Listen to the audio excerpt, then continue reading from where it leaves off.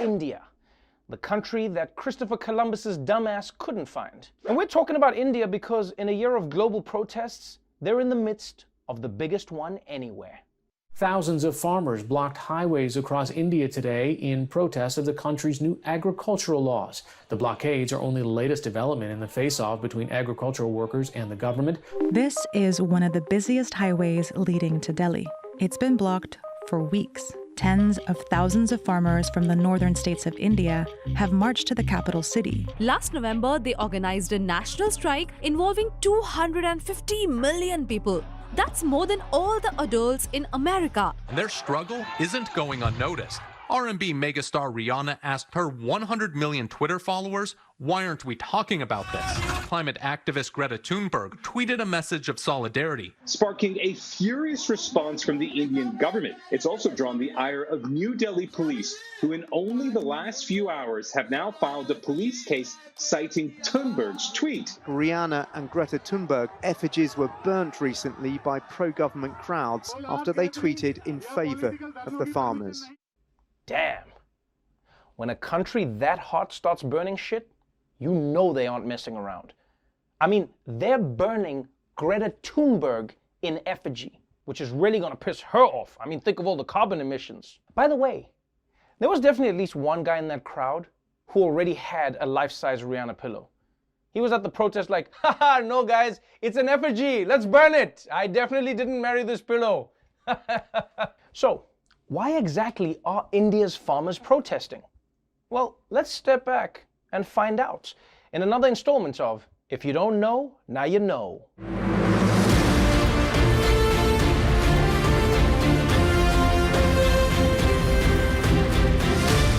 When you think about farming, what do you think about? You probably think about how it works in the United States. Giant agribusiness companies running giant farms where they raise cows that are so jacked on steroids they look like when you milk them, protein shakes come out of their teats. But most Indian farmers work on a much smaller scale.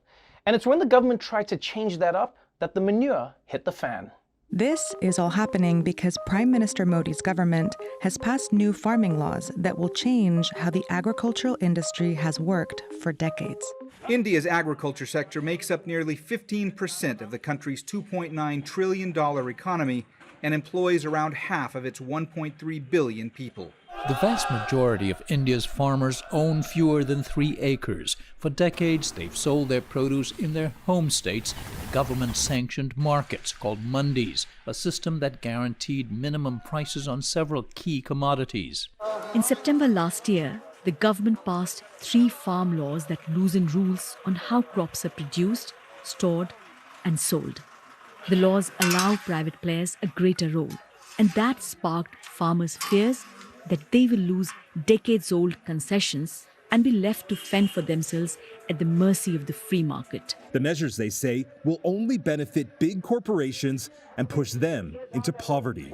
These laws will have an effect on anyone who eats. They will buy from us at very low prices, and we lose our livelihoods. Man, that sounds like a really rough situation for those farmers. And if this last year has taught us anything, it's that we cannot take farmers for granted. Nowhere in the world. We need farmers. I mean, we all saw what happened when we tried to grow our own vegetables on our kitchen windowsills. After 9 months, what did we grow? Nothing, other than resentment and hatred for our roommates. And this law is going to have widespread repercussions because farming employs 600 million people in India. That's almost twice the entire population of the United States, which, apart from everything else, is just another reminder that the Twitter trends are pretty bullshit. I mean, you'd think the entire world is talking about the Joker in the Snyder Cut, when in reality, if everyone was on Twitter, the top trending topics every day would just be wheat. So, with their livelihoods at stake, India's farmers decided to make their opposition known by blocking the roads into the capital as a form of civil disobedience. You know, it's like that Mahatma Gandhi quote I saw on the internet. Sitting in traffic sucks major ass. And that's how things stayed for a while, until a couple weeks ago when they escalated it big time. The largely peaceful campaign briefly turned violent last week when protesters drove a procession of tractors into the heart of the capital, New Delhi. Some farmers confronted police who fired back with tear gas. The government has arrested more than 120 people and charged farm union leaders with rioting and sedition. Now, the government's responding by using massive concrete barriers to box in the 3 main sit-in sites along New Delhi's highways. It's also cut off electricity, water, and the internet. Delhi police have deployed 50,000 police and paramilitary personnel in and around the capital. There are extra drones flying over protest sites. They have erected thousands of iron nails on some of the roads leading up to some of the sites. India's Prime Minister Narendra Modi has broke his silence, describing violence in the capital, New Delhi, last Tuesday as an insult to the country. Modi says he'll not change his mind on the new laws, but has repeated an offer to delay them for 18 months. Hot damn, that tractor was moving. It's like someone made a Grand Theft Auto mission in Animal Crossing. But look, clearly the government has decided that they've had enough of this protest because this is a major crackdown. And maybe they think postponing the law will satisfy the farmer, but think about it. In 18 months, people will be in the same position that they are in now, and the protests will happen all over again. I mean, you're basically just giving people 18 months to get angrier and soup up their tractors even more. But you see, this crackdown shows you how worried the government must be about this protest. And honestly, they probably should be, because it's clear that these farmers are digging in for the long haul.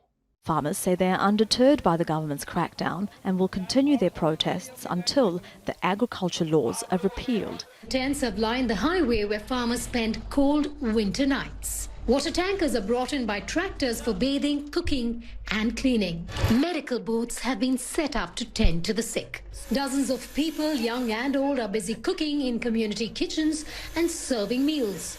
There's a makeshift mall, a roadside market selling jackets and coats. Youngsters intermittently break the routine with song and dance atop tractors. We've made this our home, whether it takes 4 years or more. We're here to stay. Now you see there, that's some determination right there.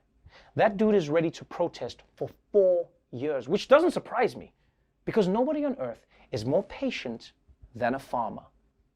Farmers are the same people who will wait 5 months to grow an eggplant. An eggplant! I'm not even patient enough to find it in the emoji. Sometimes I'll just send like a cucumber or something.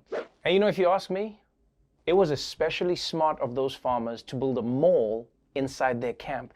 Because think about it, now, if the government sends in police officers, those cops automatically become mall cops and lose all authority. Checkmate. So the next time you see Indian farmers trending, you'll have a little idea of what it all means. The government is trying to force the farmers back to their fields, but the farmers aren't giving up their demands. And nobody knows how this thing is going to end up. But I don't know, if I may quote one of their prominent supporters, this protest might just work.